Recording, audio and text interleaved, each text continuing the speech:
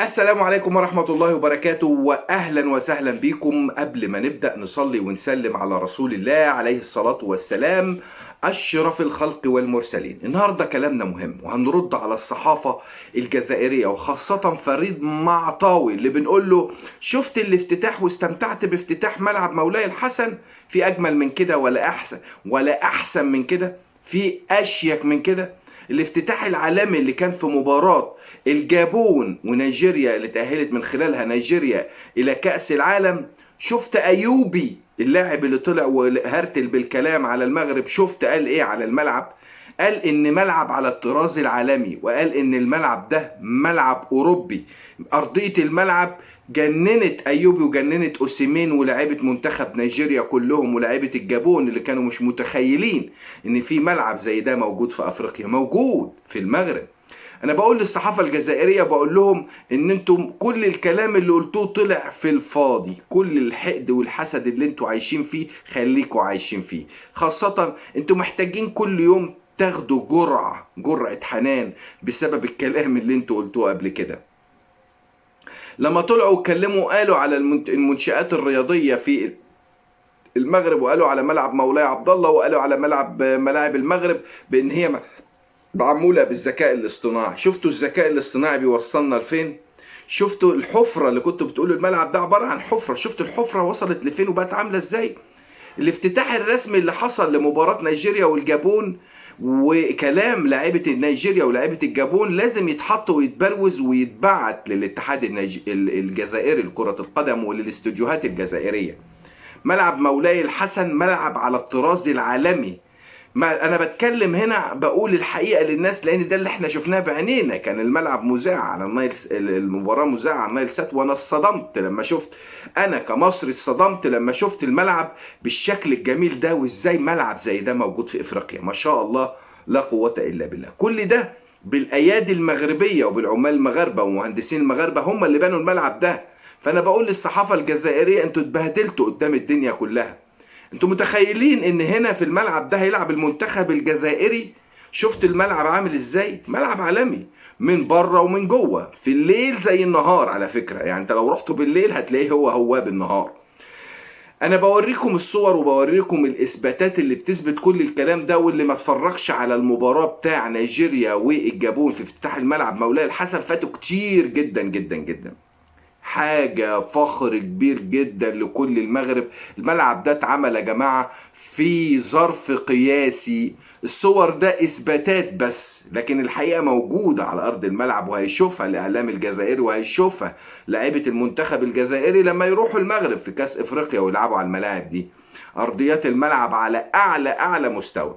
فانا بقول لفريد معطاوي، شوف يا فريد يا معطاوي، شوف يا ابو حنيكه، شوف يا علي بن شيخ، شوفوا يا كل الاعلام الجزائري، انتوا اتبهدلتوا ازاي وشكلكم بقى عامل ازاي قدام الاعلام العربي.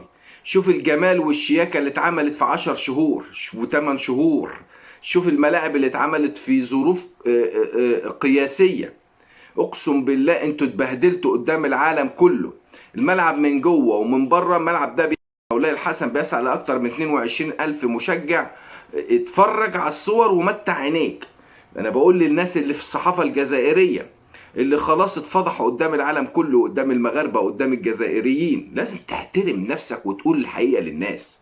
حاول دايما تتك على الحقيقة، مش تخبي الحقيقة وتعمل ناس.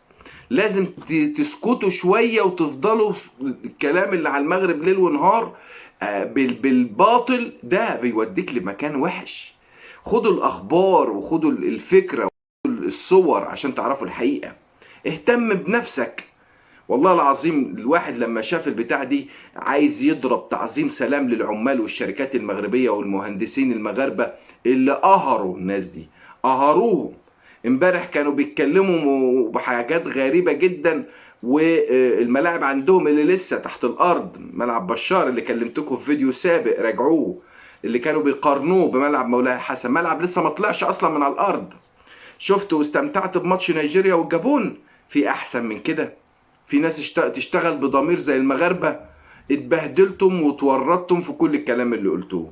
قدامه على طول والشياكة والجمال هتلاقي ملعب التحفة المعمارية، ملعب البريد. ملعب عالمي. الملعب ده اتلعبت عليه مباراة الكاميرون والكونغو، وقلت لكم هتشوفوا ملعبين النهارده هيبهروا عينيكم. كاميرون والكونغو في الملحق، ونيجيريا والجابون اللي تأهلت من خلاله نيجيريا. المفاجأة الكبيرة بقى في ملعب طنجة، وده هخليها لكم في فيديو لوحده عشان الصدمة الكبيرة فتكون في ملعب طنجة.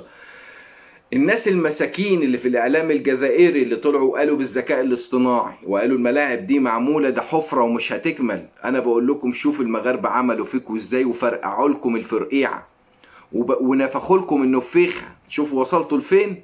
الناس دي لازم تنسحبوا بقى وابعدوا عن الاعلام، كفاية اللي انتوا قلتوه، لان المغاربة انت ما تقدر لهمش. المغاربة عملوا انجاز تاريخي بمعنى الكلمة، والله ما انا ما بتملق ولا بقول اي كلام، لا احنا بنقول الحقيقة للناس. الناس تحدت ان هي تعمل ملاعب، شوف الملاعب عاملة ازاي. ده انا ملعب طنجة ده لوحده يرد على الدنيا كلها. ملعب طنجة ده 75,000 مشجع يا جماعة. ملعب مولاي الحسن، ملعب البريد، ملعب مولاي عبد الله، ملعب الاولمبي، كل ده اتفرقع واتعمل في المغرب لان المغاربة عارفين هما بيعملوا ايه. ملعب طنجة بس اللي اتعمل له شويه تحديثات، لكن كل الملاعب دي طالعه من الارض، يعني ما كانش موجود اصلا واتعمل. مولاي الحسن ده اللي كانوا بيقولوا عليه حفره، اديك شايف الحفره شكلها عامل ازاي. شوف ملعب البريد اللي بدأ من الارض، شوف ملعب مولاي عبد الله اللي بدأ من الارض عامل ازاي. انتوا اتبهدلتوا واتفضحتوا قدام العالم كله. كلامي هنا لكل الاعلام الجزائري بكل فئاته، فريد معطاوي هتقول لي، بحنيكه هتقول لي، علي بن شيخ هتقول لي ميدو، هقول لك كل الناس دي تعالى كده اقعدوا كده وانا هقعد قدامكم بوريكم الصور عشان تعرفوا الحقائق والواقع الحقيقي اللي موجود في المغرب، واللي منتخب الجزائر هيروح وهيلمس ارضيه الملعب دي وهيخش الملعب دي وهيقول لكم ان انتوا كنتوا كدابين. لازم تقول الحقيقه للناس. مباراه نيجيريا والجابون اللي انا استمتعت بيها جدا جدا جدا، انا اتصدمت من شكل الملعب، جميل جدا، حاجه ممتعه حاجه فخر لكل المغرب، حاجه على الطراز العالمي. انت لازم تعيش الفضيحه اللي انت عايش فيها. يوم الجمعه انا اكلمكم عن ملعب طنجة، استنوا الفيديو بتاعي لان فيه مفاجاه كبيره جدا للاعلام الجزائري. في ظرف 8 شهور ل 14 شهر اتعمل 4 ملاعب. انتوا متخيلين يا جماعه؟ متخيلين. فانا عشان كده بقول لهم للاعلام الجزائري ان انتوا بهدلتوا نفسكم قدام العالم كله، مش العالم الاوروبي، لا العالم العربي كله مصدوم.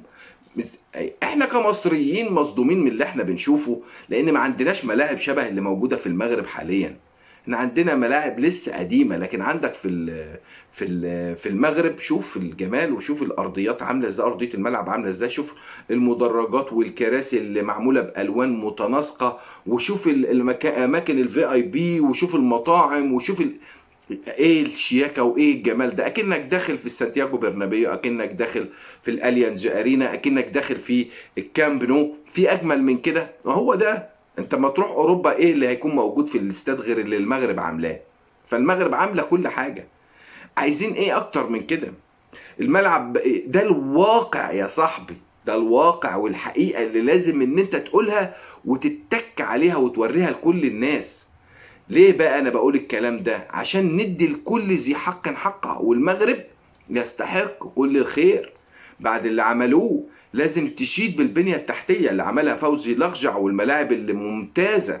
انا نسيت كمان ملعب فاس والملعب الكبير، وفي ملاعب كتير جدا انا ما اتكلمتش عنها لسه. ده في ثورة كبيرة جدا جدا في المغرب. ملعب الحسن الثاني اللي هيحكي عنه اجيال كتيرة جدا جاية، 115,000 مشجع.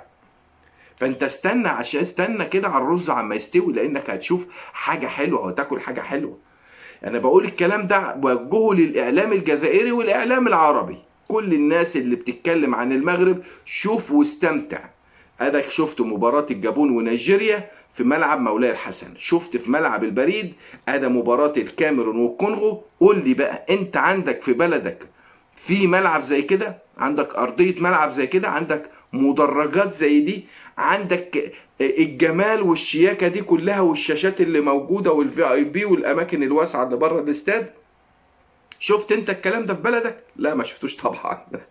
فانا بتمنى كل التوفيق لاهلنا في المغرب وشعبنا الجميل، الشعب المغربي، وبنتمنى دايما الصحة والعافية للملك محمد السادس ملك المغرب، وبنتمنى الفوزي لغجع انه يظل على نفس المنوال ما يلتفتش لأي حاجة، لأن هو صاحب الإنجازات دي كلها. فوزي لقجع اللي عمل طفرة إنشائية كبيرة جدا جدا، وعمل كل شيء انت بتشوفه دلوقتي، اللي بيستحق عليه ان يكون رئيس الاتحاد الافريقي القادم ان شاء الله بعد اللي موجود دلوقتي. لكن لازم تقول الحقيقة للناس وتوصل الحقيقة للناس، لان كل واحد بيستحق، والمغرب بيستحق كل التحية وكل التقدير للشعب المغربي. وقبل ما نختم نصلي ونسلم على رسول الله عليه الصلاة والسلام أشرف الخلق والمرسلين، والسلام عليكم ورحمة الله وبركاته.